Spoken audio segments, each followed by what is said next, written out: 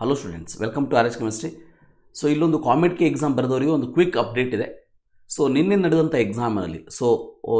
ನಡೆದಂಥ ಎಕ್ಸಾಮಿನಲ್ಲಿ ಗೊತ್ತಿರಲಿ, ಸೊ ದೇಶದಾದ್ಯಂತ 228 ಕೇಂದ್ರದಲ್ಲಿ ಎಕ್ಸಾಮ್ ನಡೀತು.